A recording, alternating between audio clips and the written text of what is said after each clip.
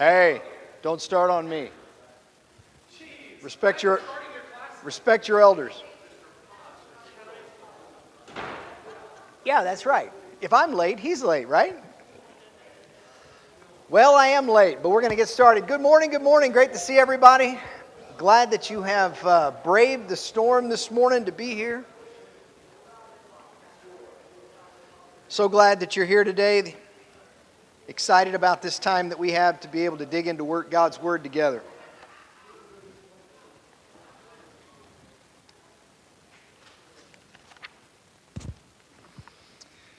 We are in a series of lessons entitled Conversations with God, and we're looking at some specific conversations that took place in the Old Testament. We're focusing on some little-known Bible books, focusing on some lesser-known stories, and we are centering our conversation around times that God spoke to man, man spoke to God, a conversation was had, and how we can learn some practical lessons from that today. I'm really hopeful that today will be very practical for you. We have concluded a very brief study in two conversations that took place in the book of Habakkuk, and the theme that we took from those conversations was learning to trust. Learning to trust. From there, we pivoted into a set of conversations between God and a prophet named Haggai.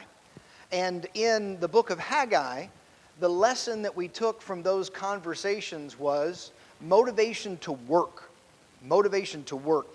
Today, what I'd like to do is I'd like for us to summarize those two, put them together in a very practical way, and if time allows us, then we'll move into an introduction to our third conversation.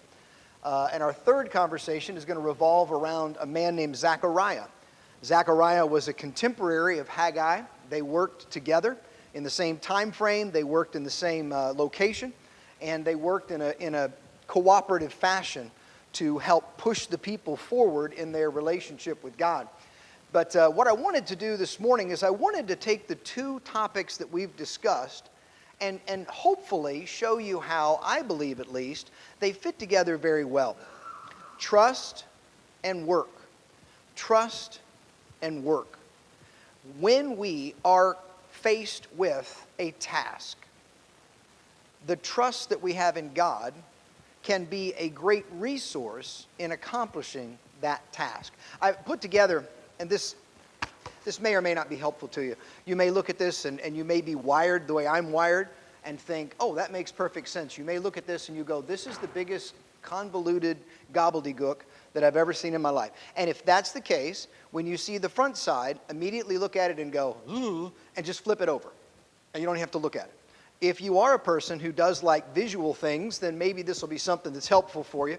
On the front side of this, there is a flow chart.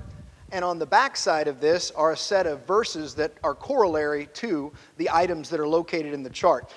We're going to start by looking at the top. And we're going to ask ourselves, do I? Oh, sure. Thanks. That'd be great. I appreciate it. We're going to start at the top, and we're going to be looking at a question of, what do you do when you have a task? So I just want to ask you for a second. Let's say that you have a task ahead of you. And it can be anything. It can be a home repair that you know you need to get to. There's this thing that every time you see it, you're like, oh man, I got to get to that. I got to get to that. I live in a 100-plus-year-old house, and I have the capacity to change a light bulb. That's about the extent of my do-it-yourself capacity.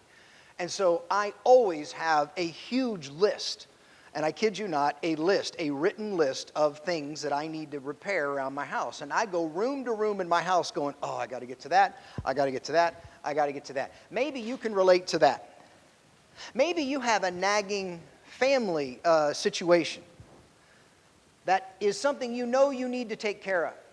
You know you need to take this on. You know you need to fix this.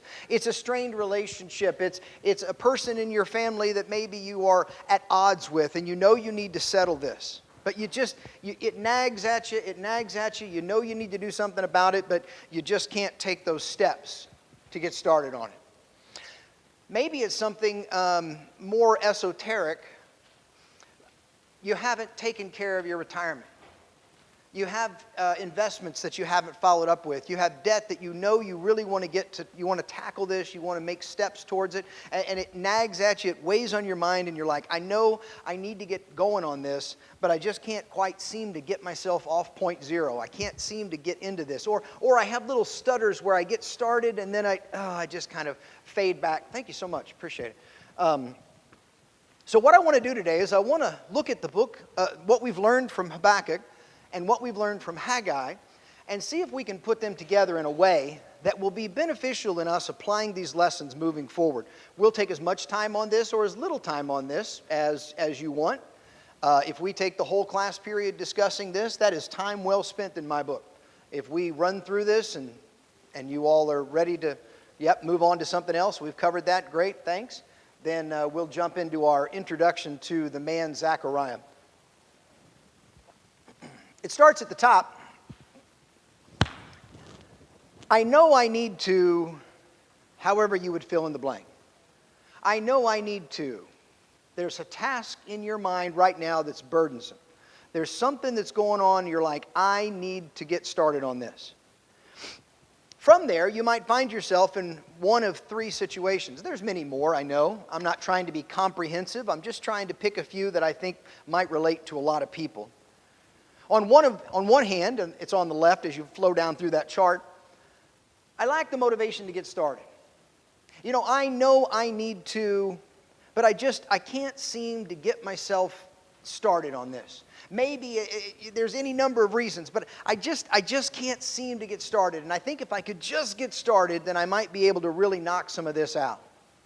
Maybe you're frustrated because you did get started, or you've gotten started 4 times or 5 times or 6 times, and it's stalled out on you. Maybe you look at it and you go, I need to do this, and I am starting. I am beginning those early steps. Remember how we talked about in the book of Zechariah, that great quote, I think it's in Zechariah chapter 4, where it says, God loves to see the work begin. Or one translation says, God loves the small steps. And we find ourselves in that. We're like, okay, I've got this project, and I've got those first couple of steps going. I'm starting to really begin to make progress on this. Well, what happens when you just lack the motivation to get started? If you relate to that, if you in your mind are thinking, there's this thing that's been nagging me and I haven't gotten started on it, and the reason I haven't gotten started on it is I can't seem to get myself motivated to get going. Let me offer a couple of possibilities of why that might be. Perhaps it could be, as you follow that chart down, perhaps it could be that the task just seems so big. It might be that you're looking at this and you're like, man, this just seems like such an overwhelming task. Would you pass that down there to... I know they came in. The task just seems so overwhelming. I mean, we've all been there, right? We've all been in situations where you have something that you need to get working on, but you're just like, oh my goodness, this thing is so big. It just... I feel completely paralyzed. I just can't seem to get anything started because it's just so big and overwhelming. If you're really honest and really introspective, you might find that you're in that other category. I know I could get started. I'm just lazy. I know I need to get on this, but I know I could do it. I know I could make progress. I know I could take steps on this, but I just can't get any motivation. I'm just lazy and complacent. We'll address what you might need if you're in those situations. Let's pick up that center column. I have this thing I got to do, and I got started. And I found that momentum, and I got started, and I got those first couple of steps done, and I got the first couple of things done, and I was really starting to get moving on it. And then I just lost my energy. Maybe something happened that caused me to get discouraged. Discouragement often takes place in one of 2 ways. We can get discouraged because there's a lack of success, and that's a measure of quality. You got started on the project and it wasn't coming together the way you envisioned it. You started painting those cabinets in the kitchen that you've always wanted to get to, and you got 3 of them done, and you went, it doesn't look very good. I'm not pleased with that. Now I'm really discouraged because not only do I have this overwhelming task, but I've put effort in, and it hasn't resulted in the quality that I want.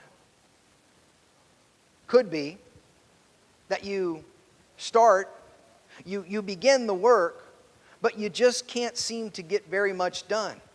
You got those kitchen cabinets and you get the first couple of done, but then life happens and things start getting busy and things start piling up. And now you've got 3 cabinets that are painted and the rest of it's not, and it actually looks worse.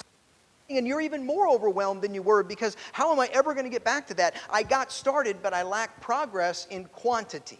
I didn't get as much done. Just for the record, both of those are exactly the first 2 arguments in Haggai's prayers. You remember? The people of God were rebuilding the temple. And the 2 criticisms, the 2 discouragements were, it doesn't look as good as I thought it would. It doesn't look as good as the old temple. It doesn't compare to what we used to have. It doesn't match up with my vision. Quality is lacking. Some of the discouragement came, it's so slow. We're going so slow, we're not making much progress, and quantity was the problem. Off to the 3rd column. I started with enthusiasm, but I stalled out. I started with enthusiasm. And I have the momentum. I've got the plan. I'm working the system, but I got to make sure that I keep on top of this. You know, I got to make sure that, you know how when you get started on something, there's that little high, there's that little momentum, there's that little bump. You got the adrenaline like, whoo-hoo, and then you're like, boy, I know me, and I know in 2 weeks, the energy of this is just going to go away from it. How do I keep this momentum up? How do I keep this momentum up? By the way, both of those also are from Haggai. We saw both of those in Haggai, because you had people who got started, and when they got discouraged, they immediately stopped, or they identified, if we don't add something into this, we're not going to have the momentum to keep going. So these 2 books have provided us some very practical ideas of the kinds of discouragements, the kinds of challenges that people face when they begin a task. And I think in these 2 books, we can find some very practical ways to push through that next level. Once we get down to this point in the flowchart, the task is identified. We've recognized what our challenge is. Maybe we started and we're discouraged. Maybe we can't get ourselves started. Maybe we started, but we're worried that we're not going to have the energy or the motivation, the momentum to keep going. That's where the book of Habakkuk comes back in. The book of Habakkuk was all about the various ways that God provides the energy we need, the strength we need when we trust in Him. When we place our trust in Him, when we're facing a desperate moment, when we're facing a almost insurmountable or seemingly insurmountable obstacle, the difference between failure and success often comes down to where it is that we've placed our trust, to whom it is that we're looking for our strength. Because if we're putting our own effort into it, if we're basing it on our own ability, if we're basing it on our own capacity, we're going to find a lot of times that we do stall out, that we do fail. It doesn't meet our original vision. It's not going to the pace that we want, and we get frustrated. So how do we take the lessons that we learned in Habakkuk about trust, combine them with the challenges we see in Haggai about work, and find what it is that we need? Follow that first line down the left. I started the task, I lacked the motivation to get started because the task seems so big, I'm overwhelmed. You guys see where I'm on the far left side? The trust that you need there from God is capacity. What that requires of you then is to be able to look at your situation and say, the capacity that I lack is a capacity that God provides. The strength that I need to complete this task, or in this case, to get started on this task, is the capacity, the strength that God can give me. Yes, this task on my ability, on my power seems overwhelming. But that's where I have to have remembrance. I have to remind myself that God is bigger than whatever challenge I'm facing. And I can put my trust in His capacity. Roger.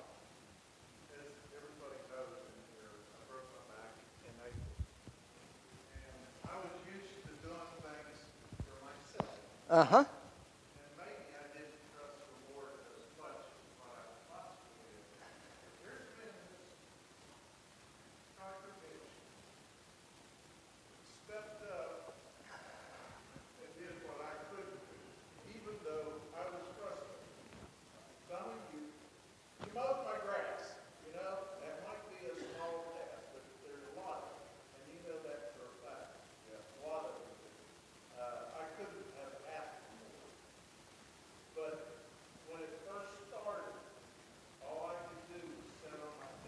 Yeah. and watch you all work. And that was so frustrating and so, I wanted to be out Morning, there. guys. Good I morning. wanted to be out there doing something. But that was, I think it was Kim that said, you know what that is? That's not trusting in the Lord. He says that's pride. That's pride.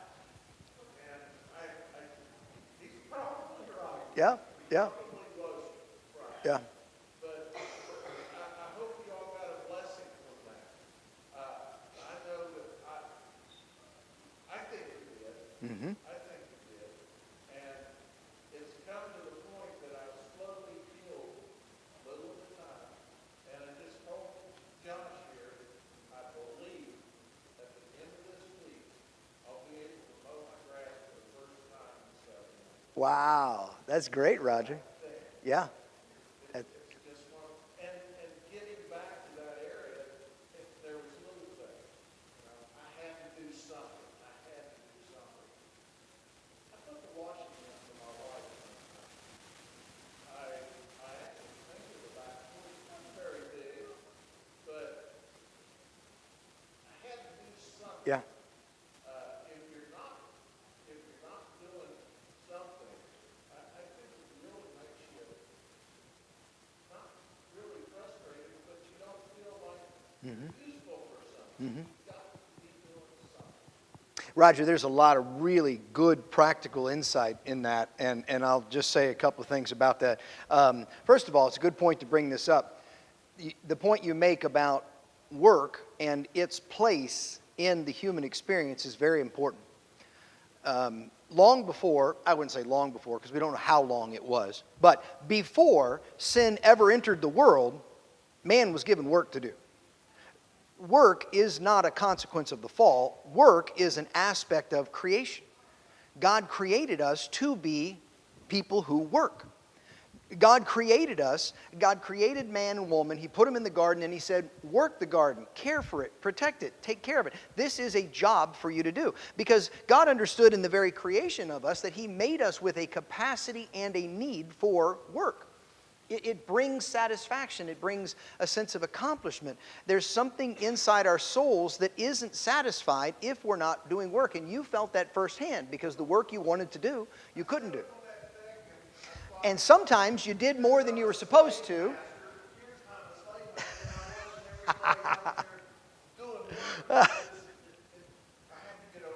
Well, and I think pride is one of the ways that keeps us from that. And I'll quote something that I've heard Josh Fairchild say before. Don't steal somebody's gift. Don't steal somebody's opportunity.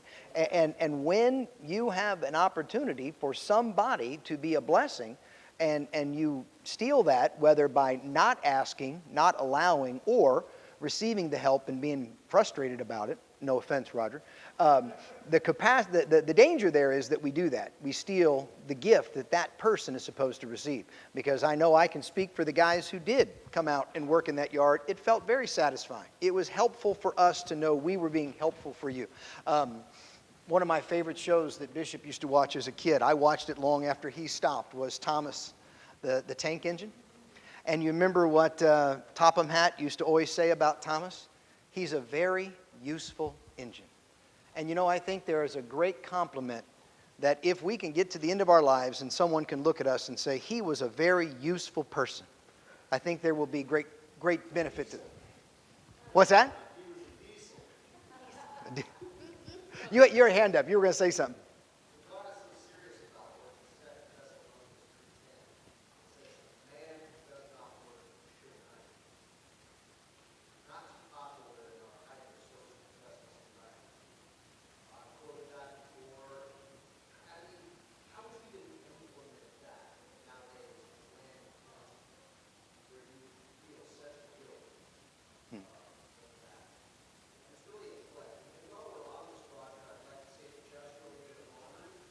I am very good at laundry. There is not an item of dirty clothes in my house right now.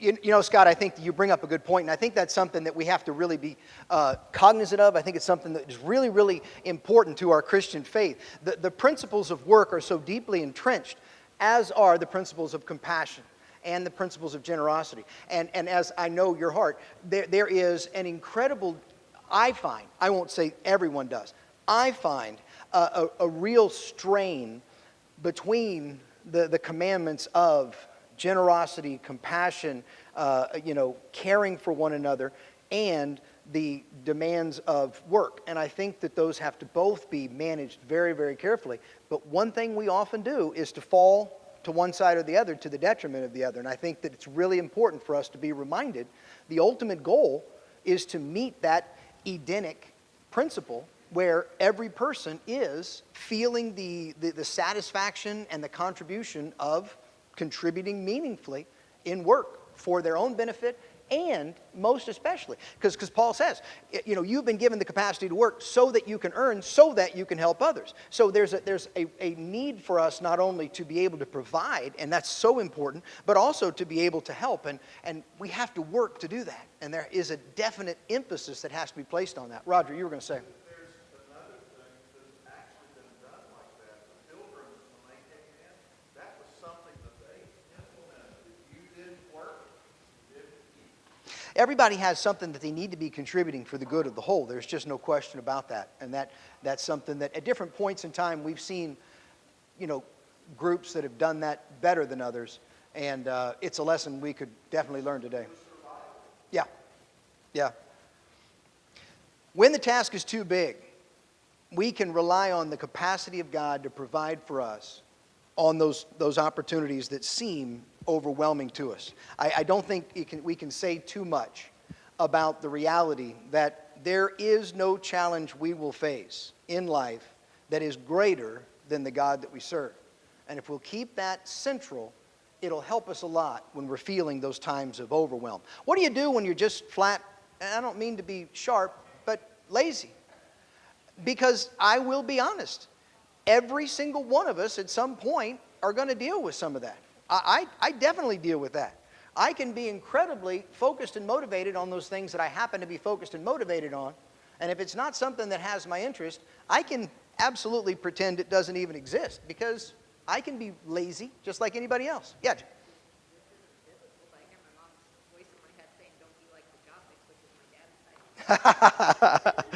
Well, we'll probably cut that out of the video there so we don't offend family members. But yeah, that's true. I mean, we have to recognize that there is a need for that. One of the things that I think is interesting about Scripture is how the Bible identifies that. The Bible points us to understanding of what do we do when we just lack the motivation to do the very things we need to do. There are things that we absolutely need to do. Back to Scott's point, if a person knows the work that they can do, has the capacity to do the work, and chooses not to do the work out of a sense of laziness, God has a lot to say to that. I didn't mention on the back of these, there's the corollary passages, at least a corollary passage or two for each one of these. And when it comes to this idea of being motivated, overcoming laziness, overcoming complacency, I find Philippians 2:13 to be a really helpful thing, because it says, "For it is God who works in you," I love this, "to will and to work." In the first one, we looked at capacity. God can work in us. What do you do when you don't have the motivation to the work? Well, that's why Paul says that he has the capacity to change even your very will, to change even the way you look at it, to change the very way that your heart has placed its priorities, its motivations, its desires. I'll be honest with you, in so many situations in life, that's the thing I'm the most needing from the Spirit. I said this 2 weeks ago. I am not, most situations, not in a situation where I need to know what's right and what's wrong. I feel, I don't mean this arrogant, I feel pretty confident in most situations to know what the right choice is and the wrong choice is. What I'm needing is the will to do the right choice. That's what I'm needing. And I find it so encouraging that the Spirit who resides within me has as one of His primary objectives in my life to change my very will, to make me a person who wants to do what God wants me to do. So when I find myself in a situation where I truly can look at God and say, "God, I know my will does not align with you on this. I know what to do, and I don't want to do it. I know what I need to stop doing, and I don't want to stop doing it. It gives me great confidence to know that that's why He sent the Spirit. He sent the Spirit so that it could change my very will. You find yourself in a place where you're lazy, complacent, you can't get the motivation to get started on something. I'd encourage you to turn to God and ask for that Spirit within you to work on even that. Second column, right down the middle. I got started, but I stalled. And I got stalled because I'm discouraged by my lack of success. It's not coming together the way I envisioned it. It's not coming together the way I pictured it.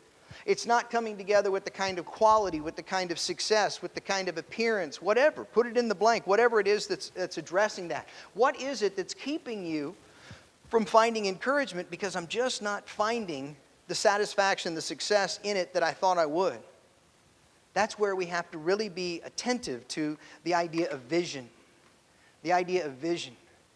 If it is that we have a situation in our life and we say, I'm not where I wanted to be, it's not as good as I thought it would be, there is a great opportunity for us to get on our knees before God and say, was my vision right? Am I asking too much of this situation? Am I putting more into this than is fair and right and reasonable? Let me tell you, a good situation where I see this happen a lot is parenting. I see this a lot in parenting. My kid is not where I want them to be right now. Well, I think all of us who have raised children probably have moments in their lives when we find ourselves thinking that. And I think that sometimes what that gives us an opportunity to do is to ask God, God, help me to calibrate my vision properly. Because I'll tell you what I've heard, not audibly, but what I have experienced in prayers like that is a profound sense of gratitude for where they are. A gratitude for what they have overcome. A gratitude for how far they've come. A gratitude for the ways I can look at their life and see how God has worked in them in some miraculous and powerful ways. You probably hear a very personal tone coming out in this, because I'm there a lot. It is very easy for me to see in my children what I find as deficiencies. I have a critical spirit. It's something I'm asking God to change the way I operate. But I have a critical spirit, and I tend to look at my children and say, yeah, but they don't this, and they don't that, and they don't this, and they don't that. And I think those are the times that God says to me, but they this, and they that, and they this, and they that, and they were, and they are. And the track they're on, and the path ahead. And so I think sometimes we need to recalibrate our vision and say to God, am I being unrealistic? This happens in relationships. How oftentimes we find ourselves disgruntled, discontented with the state of our relationship because our focus is on those things that aren't matching up with what we want it to be, instead of recognizing the incredible gift that God has given us. We need our vision reoriented. And verses that talk about God giving us His vision, looking at things through His eyes, seeing things the way He sees them. I think those are really important. But what if it's a matter of you're just not getting it done quickly enough? I may have mentioned this in passing. I'm not very patient. The microwave is still my hallmark indicator of my impatience. But I want things faster than they are. I want things quicker. I want things yesterday. I don't want to work process. I want accomplishment, and I want it yesterday. And what I'm needing is to trust in God's timing. I'm needing to understand that God has made everything beautiful in its time. I'm needing to remember that there is a time and a season for every purpose under heaven, every task, every accomplishment. Everything has to be done. There is a time in which to do it. And God's timing is not, in fact, I would say for me, rarely our timing. God's timing is different from our time. What we want done yesterday, God is in the process of bringing about in His time. Now, that doesn't mean we fall into complacency. It doesn't mean that we just let our hands off of it and say He'll take care of it when He wants to. But it is an understanding that we don't operate in time the way God operates in time. To Him, a day is 1,000 years, and 1,000 years is a day. Everything's different. And that's why we need to remember that He's made everything beautiful in His time. Are you finding yourself saying it's not going fast enough? I'm not where I wanted to be. I charted this all out and I should be on step 6 and I'm only on step 3, then there might be an opportunity for you to say, God, can you help me reevaluate my timing and align it more with your timing? Yes? First of all, we were in the car yesterday with me and my sister-in-law Nicole, because we had this thing. You didn't know it, but you had accidentally dialed me and I was listening in.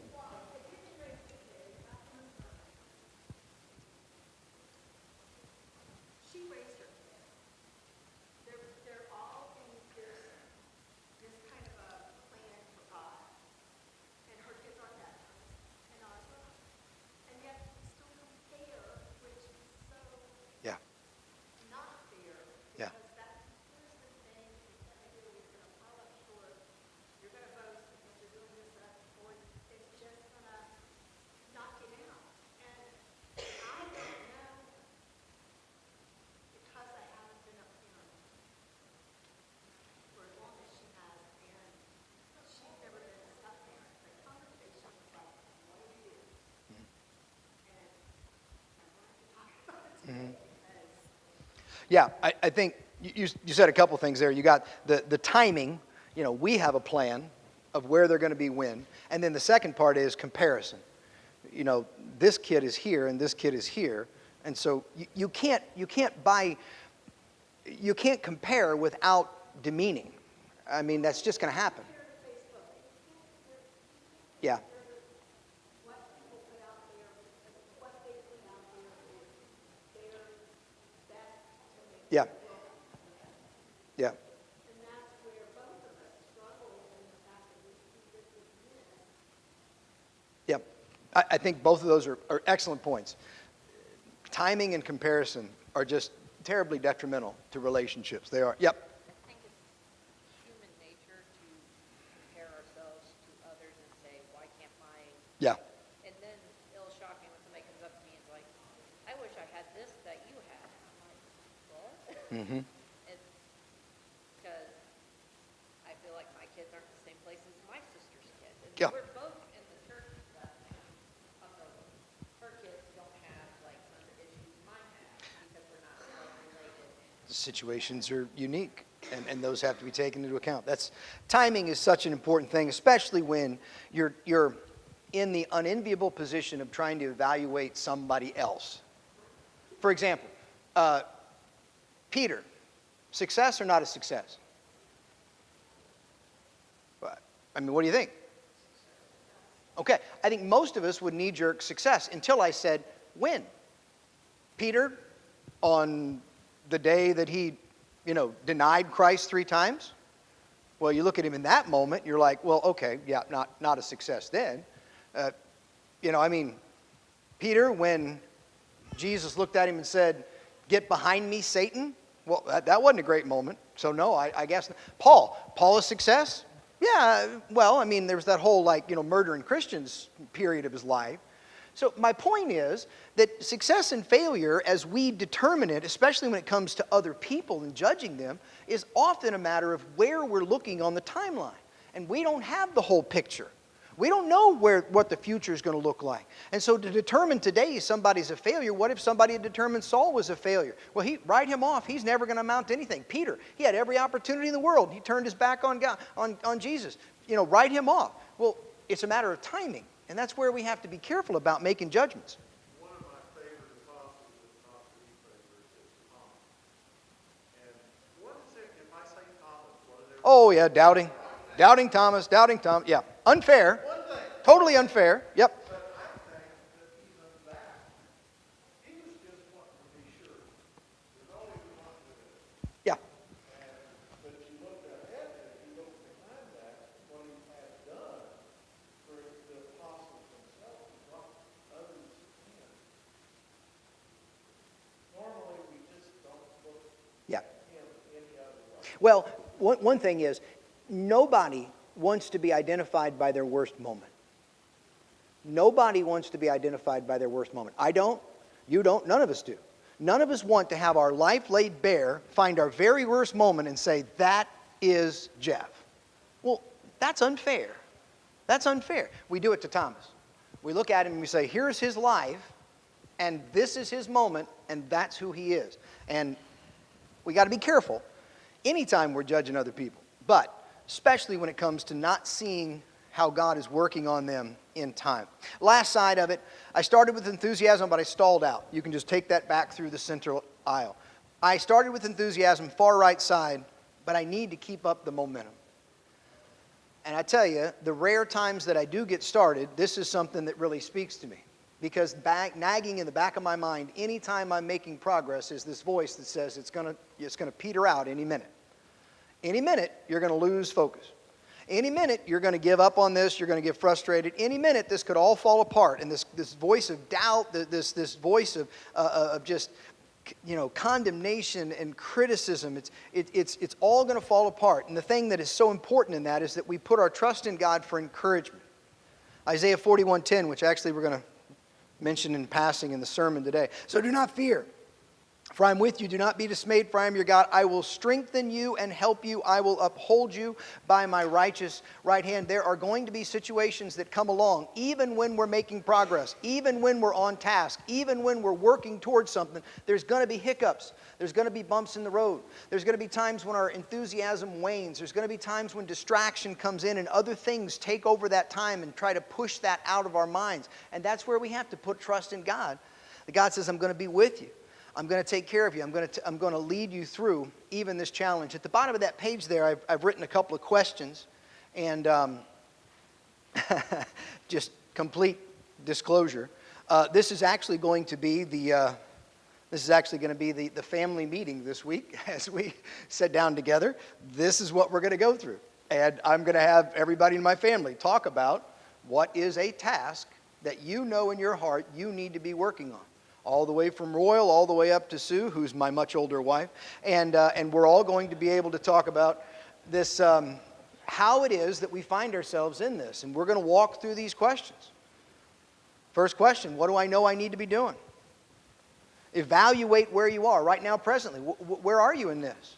You've started, but you've stalled out. You started, and you presently have some enthusiasm. You haven't even gotten started yet. What's going on there? What's happening? What is the weakness that you have, the propensity you have that's keeping you in that stage? And here's an important question. Why does Satan want to keep you at that stage? Why does Satan want to keep you at that stage?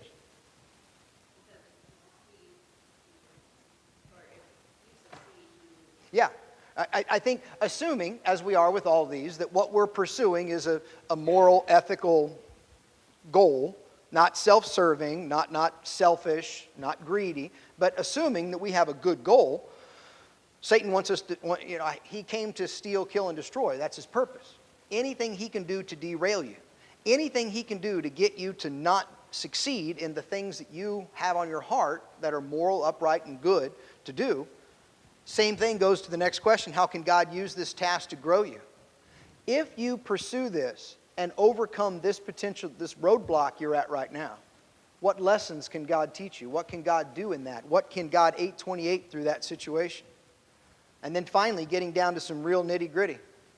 Of the 5 forms of trust that we have at the bottom of this chart, what am I needing right now?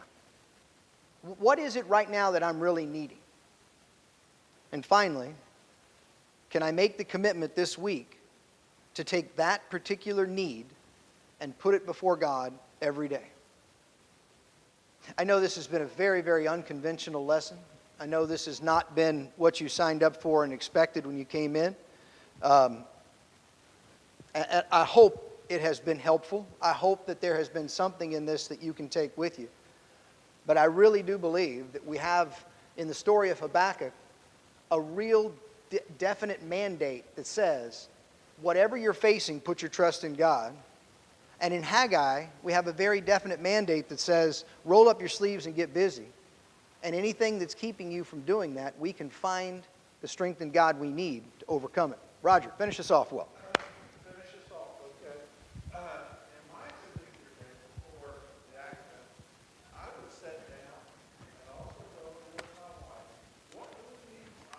What do I need to do? And I take out a list of maybe 10 or 12 things on a piece of paper, Yep. and I check them off.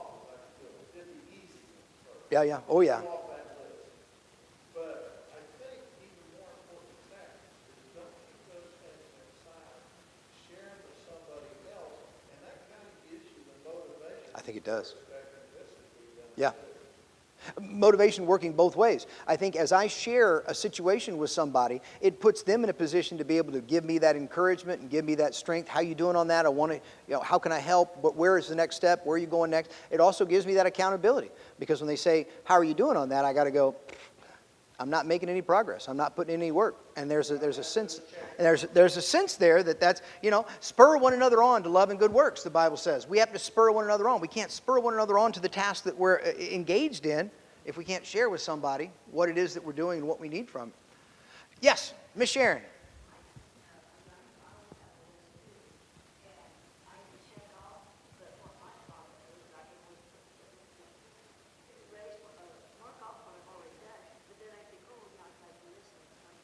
Yeah.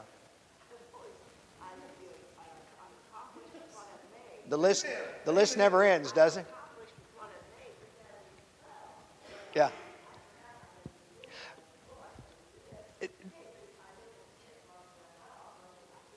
That's a really important balance there, Ms. Sharon, that I think is important. I think it is important for us to feel the satisfaction of the things that we've done.